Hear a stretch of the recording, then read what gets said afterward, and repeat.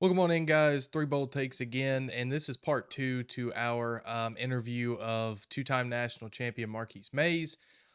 So sit back and relax because there's a lot of interesting stuff that's going to be taking place over these next, I guess, three more parts. But it's a four-part series, so if you find this one, go look at the other parts as well. Marquis, thank you so much for doing this again, man. So I've seen some speculation going around Twitter that you had mentioned that you maybe want to get into the coaching game. Is that accurate, or like, what's your thoughts on that on Twitter? Nah, it's not accurate at all. I do not want to coach at college level. Period. Now, if I had a role within the building where I was behind the scenes and could get to the players and talk to, like, that's something I would want to do. But it takes up too much time. I do not want to coach. I have a middle school kid. He's playing football at a high level right now, and he's pretty good. So I'm focusing on him, and I wouldn't have time to focus on him if I was coaching at Alabama. So I think I want to put my kid before I start going towards that level. Is he a receiver? No, he's a defensive back. He taller than me, long. Uh, Oh, yeah, he not as physical though as me, but he long and he's long. Right. He's tall. So I'll add to that. So, we've talked about transfer portals and recruits and stuff. What would be your pitch to join this new coaching staff at Alabama? What's your pitch to these young guys like Ryan Williams, who's sitting out there decommitted now, looking to potentially recommit, but he's got a lot of offers. What's your pitch to these guys? Ryan Williams. So Ryan Williams, a wide receiver, right? Right. Uh, the board is about to put two guys potentially in the first round as a receiver. Um, you are a receiver. Uh, you have Jalen Miro this year for 1 year. And then not only that, the next year you'll have Julian Sane. One of the I feel like is a for sure Heisman Trophy candidate soon in the future. I for sure think this kid is just going back and watching film on this kid, Julian Sand. Uh, he's definitely a Heisman Trophy candidate in a few years. So, hey man, if you want to go to Auburn and play with Peyton Thorne for 1 year, hey son, hey, more power to you. Right. But the best value you got is coming to play for a coach that loves to throw the ball. What more could you ask for? You want to throw the ball, create value for yourself. You had guys like Bryce Young and Will Anderson make a ton of money here because they created value for themselves. And the only way you're gonna create value, more value, because what they give you initially, that's all they're gonna give you. But you still have to create value to make more.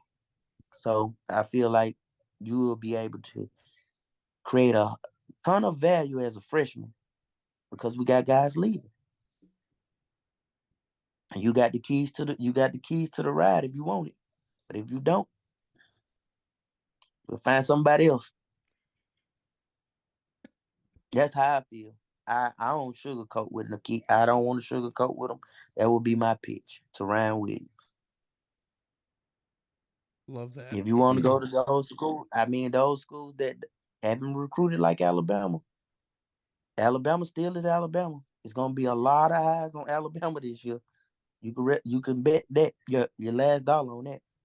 It's gonna be a lot of eyes because it's gonna be ESPN. It's gonna be people in ESPN and all these sports places, CBS that want to see them fail. So they're gonna keep showing them and talking about Nick Saban. This is just a tour right now. So Alabama's the place with the spotlight. It's a good So I'm pitch. assuming based on that pitch, we don't expect Alabama to go anywhere as a program, correct? We're still No, going to be top tier. yes, we'll be in the playoffs next year. All right. We will be in the playoffs next year. That's even if I have to take time out from my son and go down here and coach. We will be in the playoffs next year, and I will go coach for free. But we will be in the playoffs next year.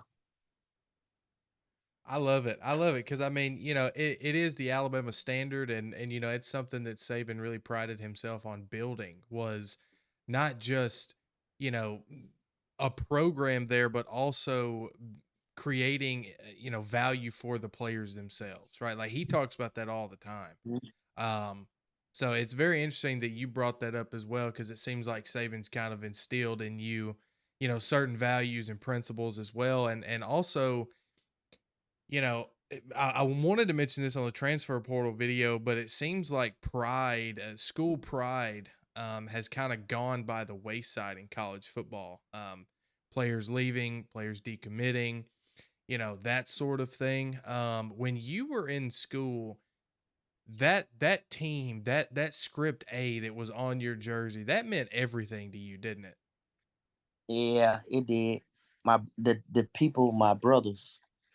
I wouldn't just say it was mostly the script A. It was my brothers that I made bonds with for that's gonna last a lifetime.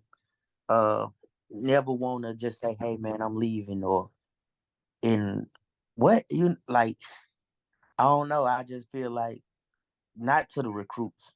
I just feel like to the guys that's been there. Like, man, how could you look in somebody's face that you've been there with them 3 years, and you say, "Hey, man, I'm leaving because it's a better money grab over here." Uh, uh, I don't know. I can't. Like I said, I don't want to put nothing on nobody, but it's just not in me. Like I said, I'm loyal. I'm loyal to the soil. And man, I love Alabama, man. Like I said, it changed my life. At school, uh, Nick Saban, all the coaches that coached me, it changed my life tremendously. And it is not another school that I would consider. I love it. So, And to follow up on that, you mentioned pride, school pride. What about some of the other guys? I know you say you don't want to come back and coach, but I've seen other guys, Nick Gentry, Clinton Dix. What about those guys and what that might bring back to the culture of the program? I don't know if they want to coach or not. I don't know. I haven't talked to those guys. Uh, but it would keep the culture because those guys understand what the standard was from the beginning. Guy like well, especially Nick Gentry. Nick Gentry came in. We was in the same class, so he understand. Like he was there when it initially started. Like so, he understands what it takes. Was a guy that came in 2 or 3 years after us, and he got he bought into what we were selling, and ended up being one of those guys that continued the legacy. And hopefully, man, we could get some guys. We still have guys like Josh Chapman on the staff. You have guys like So you got Denzel Duval. So you got guys that's there in place.